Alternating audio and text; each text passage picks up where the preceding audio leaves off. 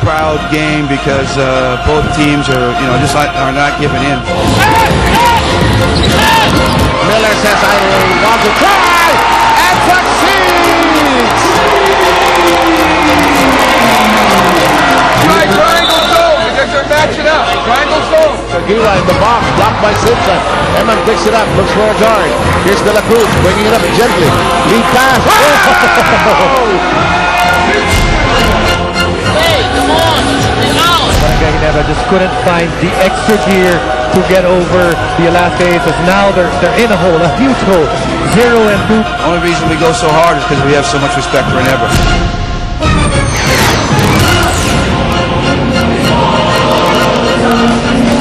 Despite being a win away from bringing out the broom, the Alaska Aces come to the Araneta Coliseum tonight focused, determined, and with their guard up, because they know that no time is a good time to relax, even with a 2-0 deficit in this best-of-5 series, especially when you're up against the team that last came back from an 0-2 deficit to win a quarterfinal series, the Barangay Ginebra Kings. It's on tonight here on Solar TV. Basketball addicts of the Philippines, welcome to Game 3 of the 2010 PBA Fiesta Conference quarterfinals between the Barangay Ginebra Kings and the Alaska Aces. Vito Lazatin here along with the Dean, Kinito Henson, as he nurses his mixed martial arts injury.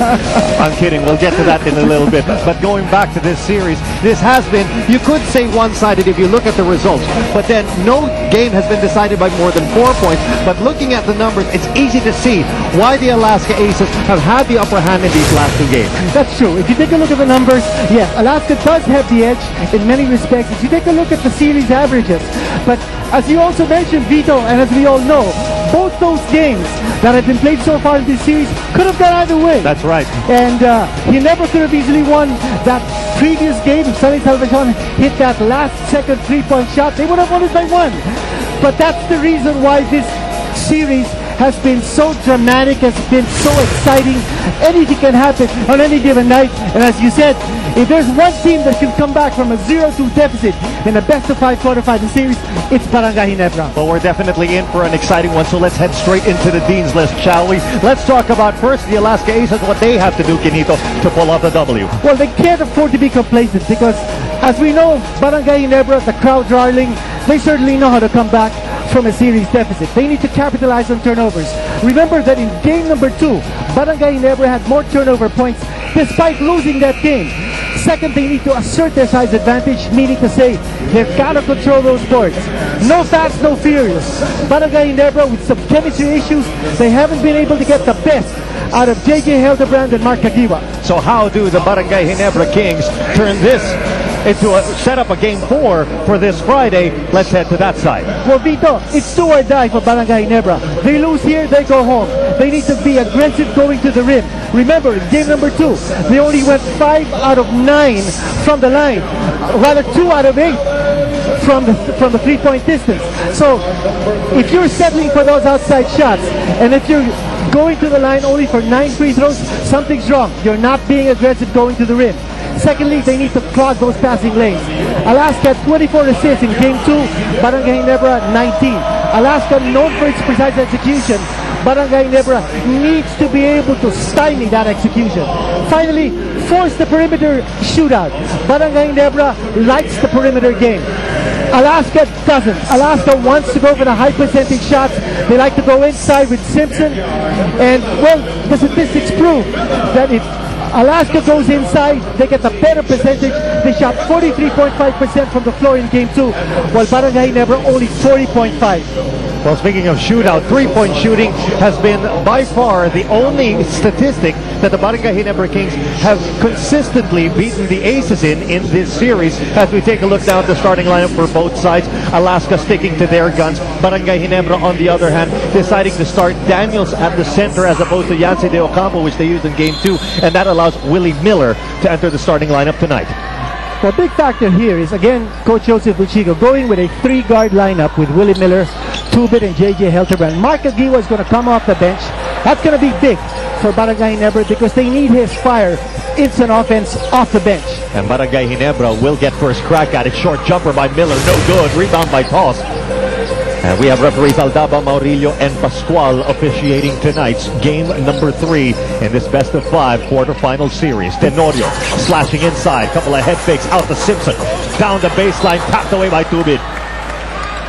Again, the aggressiveness of Diamond Simpson, not settling for that outside shot, going strong to the hole.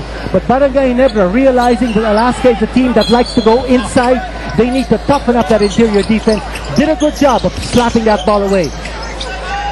11 seconds for the Aces to come up with something to advance. Now to Simpson at the high post. Time running out here for Tenorio. The long 3, that's short.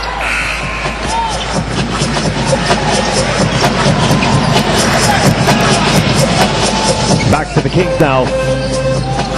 Miller, the crossover. A wide open Ronald Tubid. Fire one. No.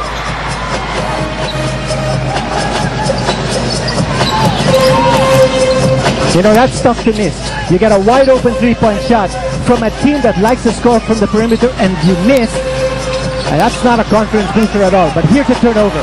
Errant pass by LA Tenorio opens up this opportunity. Easy to open up the scoring, courtesy of Willie Miller. And that's key for Barangay Ginebra. They create the turnovers and they go transition. They need to be able to set the pace in this game. They need to play that up and down game. A game that Alaska doesn't like to play because they like to play that half-court set. Over to toss now, working against Eric Mink. Import against import. Long jumper by Simpson is no good. You know, Miller. And that's the point we wanted to say. As you see Chris Daniels scoring. Barangay Ginebra forcing Alaska to take the outside shot, forcing the perimeter game. And that's a low percentage shot by Diamond Simpson. You want him to take those shots from the outside, not inside. And on the other hand, another transition basket here by Barangay Ginebra. That's 2 in a row. And thanks to the precision pass given off by Willie Miller, and that's what's Chris Daniels at the line. He finishes off the 3-point play. So only his 3rd game in the PBA and is instantly thrust into the limelight here. Now what about that big mismatch? Joe Devance being guarded by Willie Miller. And that's a mismatch that Coach Tim Cohn would like to go to. Alaska playing with 3 bigs against Barangay Ginebra's 3 smalls. Sonny Toss getting tangled up inside, and he will head to the line. And that's going to be the first foul against Chris Daniels.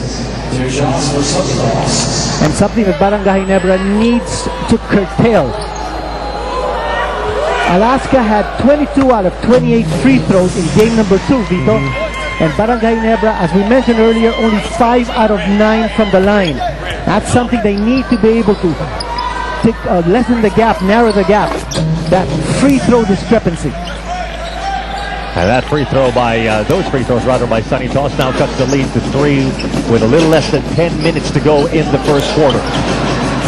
And the turnover committed by Barangay Ginebra. It's back to the Aces now. Tenorio setting this one up.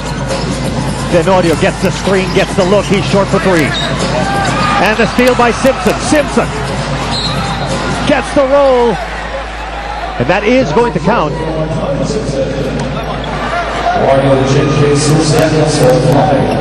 So Daniels has just been warned for flopping. So that will not be a foul. And the lead has now been whittled to 1. Still in favor of Barangay Ginebra. Now again, the chemistry issues plaguing Barangay Ginebra. Earlier you saw Willie Miller giving a pass straight into the hands of Sonny Toss and losing it once more. And then previously, Chris Daniels giving up the ball to Diamond Simpson who scored.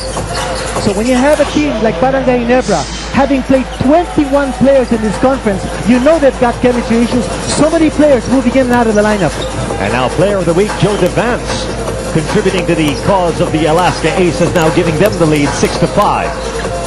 Helterbrand, baseline jumper, and that will be a foul.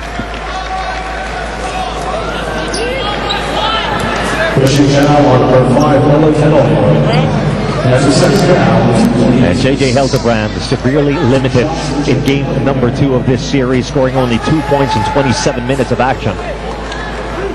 And J.J. Helterbrand in game 2, Vito, didn't even go to the line once.